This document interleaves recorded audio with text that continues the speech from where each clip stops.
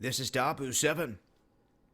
We have iceberg lettuce and broccoli and other vegetables being rationed now in the UK, as they're saying that a vegetable crisis is hitting supermarkets there due to shortfalls in areas where they're usually expecting to get a normal delivery. And they're blaming a lot of this on Spain, the bad weather in Spain, and them not being able to yield any of the crops they're used to putting out. This has adverse effects for not only the UK but other countries. But on the other side of the coin, if they're not selling, there is someone out there that will. It's just going to cost more. And other companies and stores just can't afford that higher price tag and altogether not be carrying the product, which creates one problem. Then, even when you have places like they're doing now saying you can only have 2 iceberg lettuces or 3 heaps of broccoli per visit. Well, when the shelves are empty, they're empty. Even if they're rationing, once they're empty, they're empty. And the price skyrocketing from 42p up to £1.19.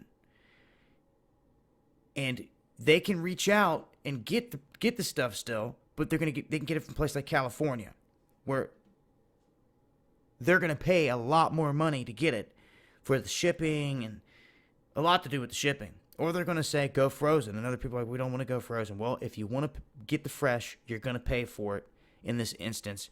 And what's interesting is when I had a discussion with Trade Genius, and he's like an expert in that field of the stocks, and he was talking all about the grains and the foreseeable future, the next 6 to 9 months.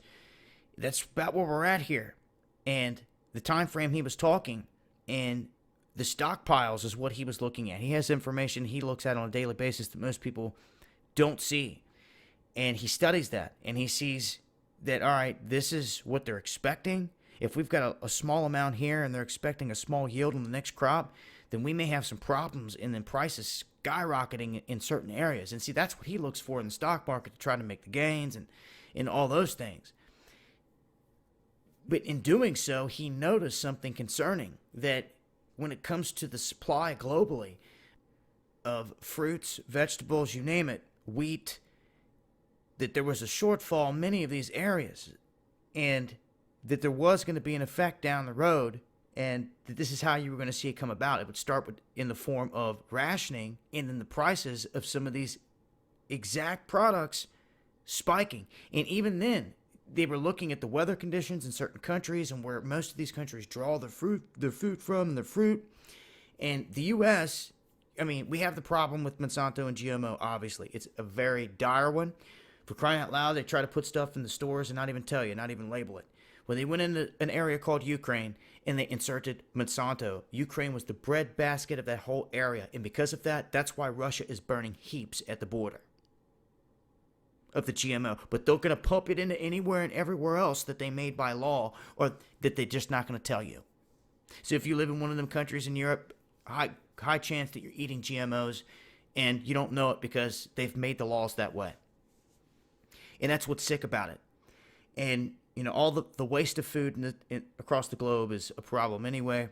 But when you see a rationing, and when you see major supermarkets within a whole country start to say, hey, you can only have X amount, within due time, like most of these stores, the shelves go empty until they can get their next stockpile in, and then they gotta kind of reevaluate it and say, all right, are we going to keep it there, or are we going to break it down even less? You can only have 2 because we ran out so quick. So that's the situation they're in. And they can still get some of this from other places, but they're going to pay out the nose for getting it shipped clear across the globe, like from California or wherever. So that's the situation they're in just that instance. When it comes to the vegetables, the rationing, and it's kind of a dire situation at this point, because until the next yield, that's who they depend on. People don't realize this until it affects them, till they go to the grocery store and see that stuff's spiking, and it has been here in this country too. Fruits and vegetables on the rise as well. And then the whole talk with the border thing, and notice it's gone up even more because people don't realize we do $1 billion some in trade across that Mexican border in produce every day, and people just don't realize these things and how the economy's set up as a whole. So if you start to make moves that affect certain things and how things flow, it can definitely put a spike on goods. And if you're not prepared to grow your own food, have farmers and all this other stuff that they've tried to weed out in mass, obviously to make you dependent on them.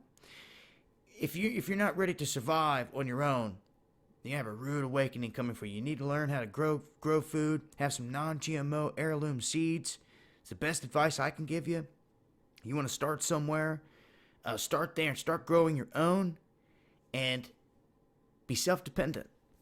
No, it's easier said than done, but hey, versus facing a crisis, I think making some moves, spending the money and making moves now to have that sense of security is worth it, if you ask me. And to have a plan. I always say have a plan. I talked a hair about that the end of last week's, a couple weeks ago, Underground World News Live, about blackout weekend, grid down weekend, practicing it. And I'm going to talk more about it tonight, matter of fact, and actually get into detail about it.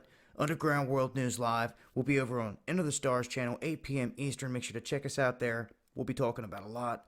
Sure to be an interesting one.